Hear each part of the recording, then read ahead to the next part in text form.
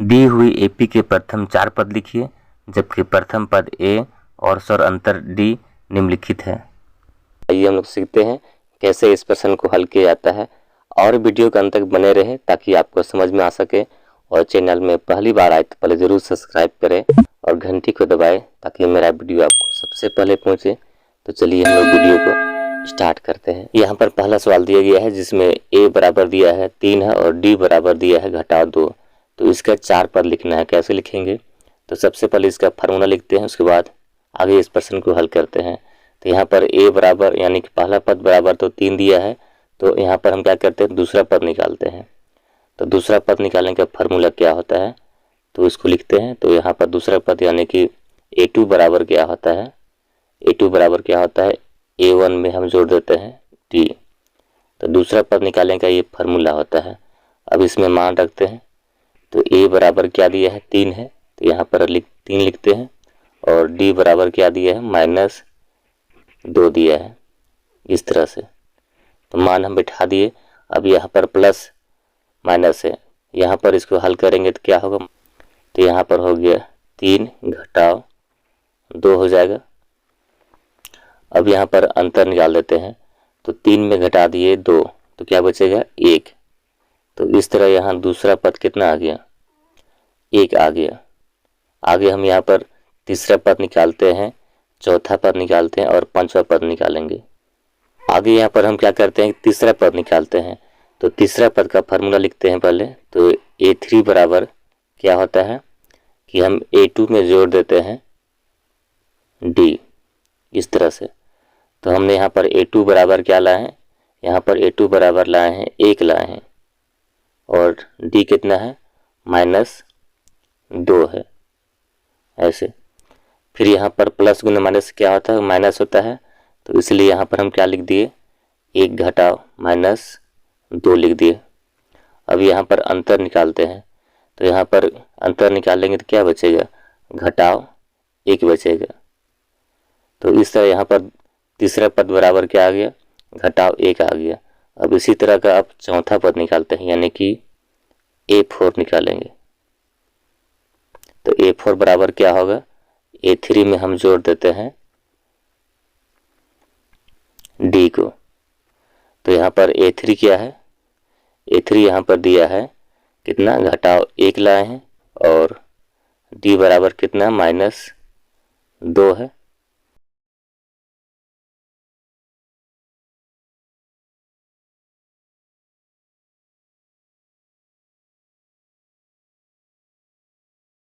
घटाव 1 होगा और घटाव 2 हो जाएगा, इस तरह से। अब यहाँ पर माइनस माइनस क्या करते हैं, जोड़ते हैं। तो क्या होगा, -3 हो जाएगा, इस तरह से।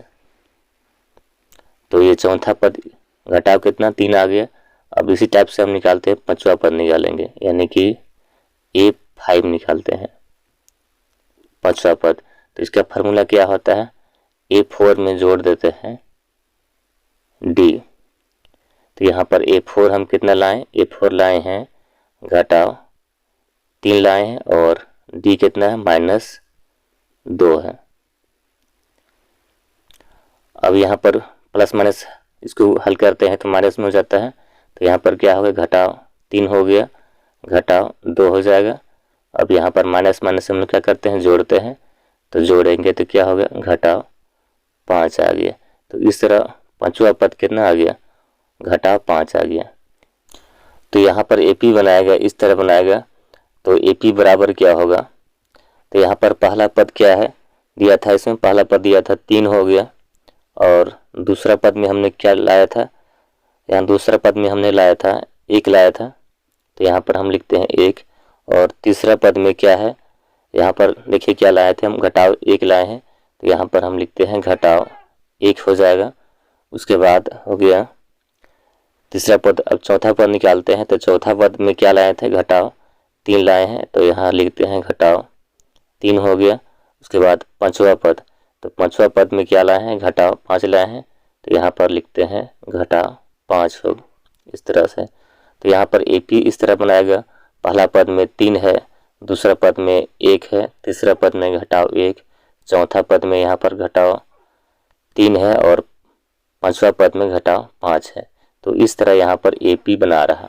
आगे हम कुछ और प्रश्न लेते हैं और समझते हैं कि AP के 4 पद कैसे निकालते हैं। तो यहाँ पर दूसरा सवाल यह है जिसमें A बराबर कितना घटाव 5 दिया है और D बराबर 4 दिया है। तो इसके 4 पद निकालना है। कैसे निकालते हैं? तो यहाँ पर तो पहला पद दिया है कितना, घटाव 5 दिया है।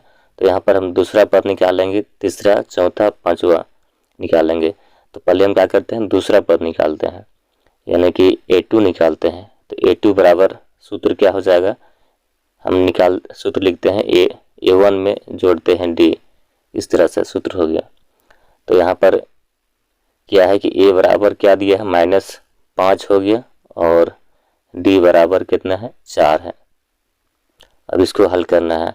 तो यहाँ पर घटाव है, यहाँ जोड़ है, तो प्लस माइनस करने से क्या करते हैं हम लोग, घटाते हैं।